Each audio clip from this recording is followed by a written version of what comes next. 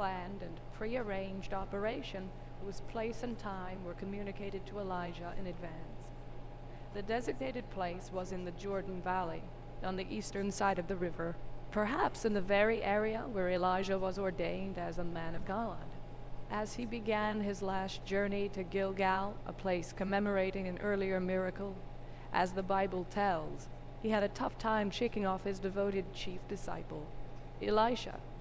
Along the way, the two prophets were repeatedly intercepted by disciples, sons of prophets, who kept asking, "Is it true that the Lord will take Elijah heavenward today?"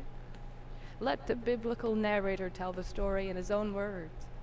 And it came to pass, when the Lord would take up Elijah into heaven by a whirlwind, that Elijah went up with Elisha from Gilgal. And Elijah said unto Elisha, "Tarry here, I pray thee, for the Lord has sent me to Bethel." And Elisha said unto him, "As the Lord liveth, and by thy life, I will not leave thee." So they went down to Bethel. As the sons of the prophets that were at Bethel came forth to Elisha, and said unto him, "Knowest thou that the Lord will this day take the master from above thee?" And he said, "Yea, I know it too, but keep silent." Now Elijah admitted to Elisha that his destination was Jericho, by the Jordan River, and he asked his colleague to stay behind. But again Elisha refused, and went along with the prophet, and so they came to Jericho. And the sons of the prophets that were at Jericho approached Elisha and said unto him, "Knowest thou that the Lord will this day take the master from above thee?" And he said, "Yea, I know it too, but keep silent." Foiled thus far in his attempt to proceed alone, Elijah then asked Elisha to stay behind in Jericho and to let him proceed to the river's bank unaccompanied. But Elisha refused and would not part from Elijah.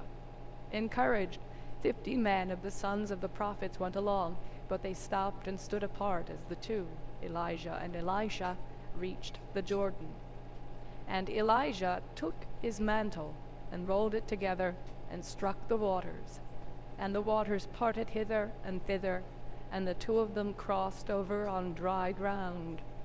Once they were across, Elisha asked that Elijah imbue him with the divine spirit. But before he could get an answer, as they continued to walk on and to talk, there appeared a chariot of fire and horses of fire, and the two were separated. And Elijah went up into heaven in a whirlwind.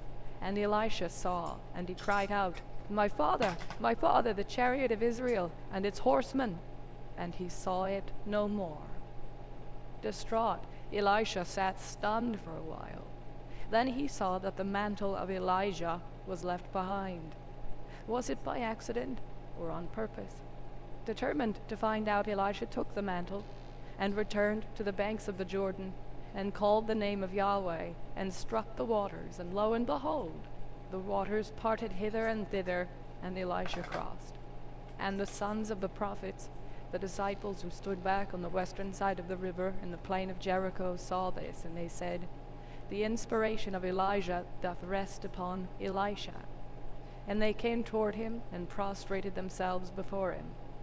Incredulous of what they had seen with their own eyes, the 50 disciples wondered whether Elijah was indeed taken heavenward for good. Perchance the Lord's wind had blown him only some distance, and he was thrown upon a mountain or into some ravine, they asked. Over the objections of Elisha they searched for 3 days, and when they returned from the futile search, Elisha said, "Did I not say unto you, go not?" For he well knew the truth, that the Lord of Israel had taken Elijah up in a chariot of fire. The encounter with Enoch, which the histories of Alexander claimed for him, introduced into the search for immortality an immortal ancestor, specifically mentioned in the Old and New Testaments alike, the legends of whose ascent to the heavens predated the Bible and were recorded in their own right. According to the Bible, Enoch was the 7th pre-diluvian patriarch in the line of Adam through Seth, as distinct from the accursed line of Adam through Cain. He was the great-grandfather of Noah, the hero of the deluge. The 5th chapter of the book of Genesis lists the genealogies of these patriarchs, the ages at which their rightful heirs were born, and the ages at which they died. But Enoch was an exception. No mention at all is made of his death, explaining that he had walked with the Lord. The book of Genesis states that at the actual or symbolic age of 365, the number of days in a solar year, Enoch was gone from earth, for the Lord had taken him.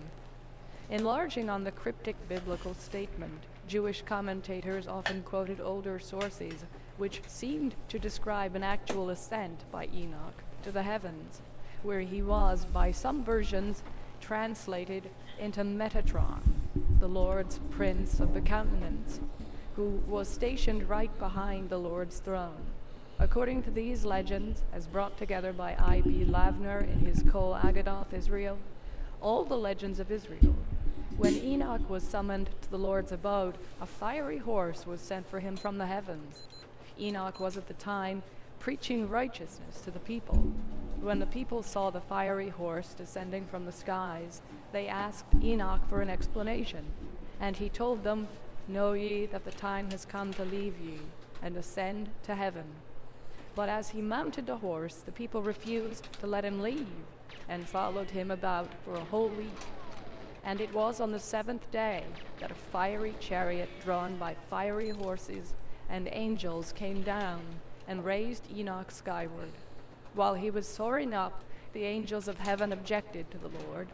"How comes a man born of a woman to ascend unto the heavens?"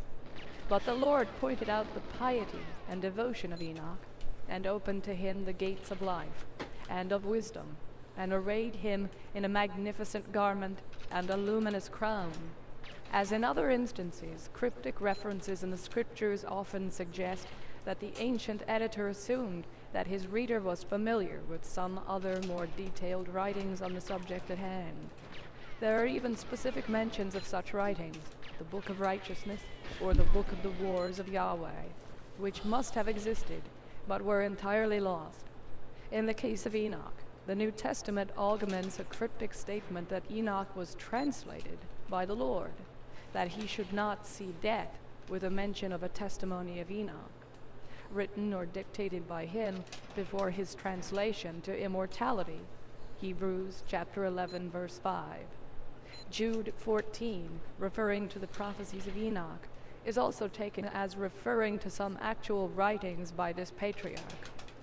Various Christian writings throughout the centuries also contain similar hints or references, and as it turned out, there have in fact circulated since the 2nd century BC several versions of a Book of Enoch. When the manuscripts were studied in the 19th century, scholars concluded that there were basically two sources. The first, identified as one Enoch and called the Ethiopic Book of Enoch, is an Ethiopic translation of a previous Greek translation of an original work in Hebrew or Aramaic. The other, identified as 2 Enoch, is a Slavonic translation from an original written in Greek, whose full title was The Book of the Secrets of Enoch.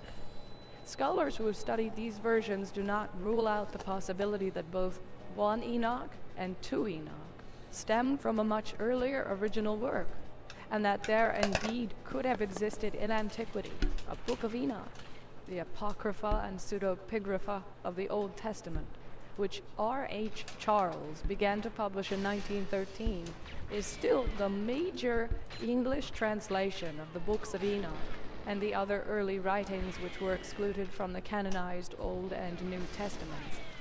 Written in the first person, the Book of the Secrets of Enoch starts with an exact place and time. On the first day of the first month of the 365th year, I was alone in my house, and I rested on my bed and slept. And there appeared to me 2 men, very tall, such as I have never seen on earth, and their faces shone like the sun, and their eyes were like burning lamps, and fire came forth from their lips. Their dress had the appearance of feathers, their feet were purple, their wings were brighter than gold, their hands whiter than snow. They stood at the head of my bed and called me by my name. Because he was asleep when these strangers arrived, Enoch adds for the record that by then he was no longer sleeping. I saw clearly these men standing in front of me, he states. He made obeisance to them and was overtaken by fear, but the two reassured him. Be of good cheer, Enoch, be not afraid. The everlasting God hath sent us to thee, and lo, today thou shalt ascend with us into heaven. They then told Enoch to wake up his family and servants, and order them not to seek him, till the Lord bring thee back to them. This Enoch did, using the opportunity to instruct his sons in the ways of righteousness. Then the time came to depart.